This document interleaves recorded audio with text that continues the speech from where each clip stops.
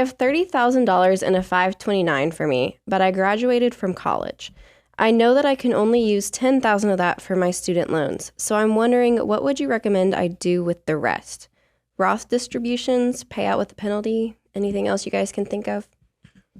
Yeah, so it's interesting. The legislation changed a few years ago that said, hey, if you do have excess 529 funds, and a few things happen, the account has been open for at least 15 years, few other things that have to be in place, you can then use those excess funds to fund Roth IRAs. So now if this is your money and it's your 529 and you're now the one who is in possession of these funds, I don't think it's crazy to think about. You can do ultimately $35,000 into Roth, so that would fund your Roth IRA contributions for the next couple of years.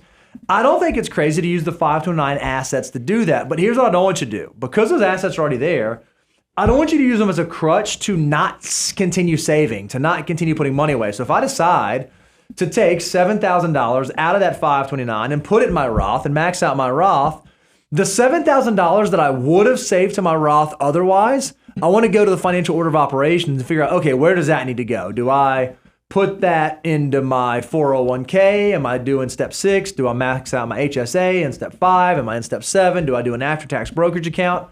I think it's great to use the dollars that way, but I would not use it as a crutch for you to lower or miss your savings rate.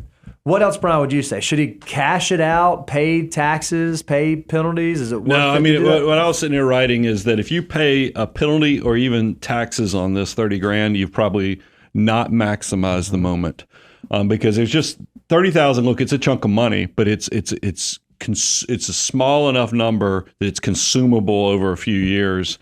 That I love, because I think you're on the right branch of the tree, and the fact that if you could take out $10,000 of student loans, let's do it, because that's all. It even ties into the whole intention of setting up a 529 being for education. So let's wipe out the student loans, and then I am with you, but I think that I also want to give some grace here. Is that right? A lot of times when you're right out of college.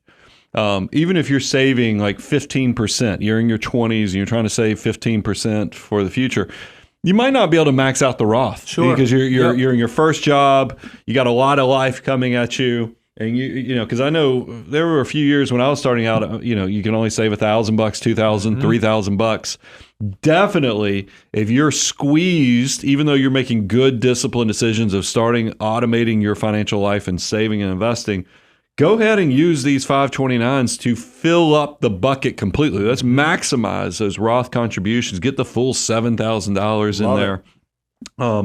Because it's not an addition. That's the point you were making. It's not. When they funded this, I got so excited. We had journalists and everybody reaching out going, aren't you super excited you turned 529s into Roth? It's amazing. And you're like, yeah, it's a great headline. But if you actually read the details, it's not like you got an additional avenue to get more Roth money in. They made you work still within the constraints of your annual funding numbers.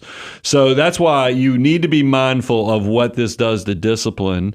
Use it, and then maximize. The other thing we mentioned is that wasn't mentioned. If you have kids, or you have loved ones, or you even want to continue your education down the road, you can transfer 529s to other 529s or set up other 529s. But those, I think we gave you some avenues to look into between the student loans, between the Roth, and even using the 529s for other education goals. But it's back to my point. I think if you pay a penalty or even taxes on this money, you're using it wrong. Love it.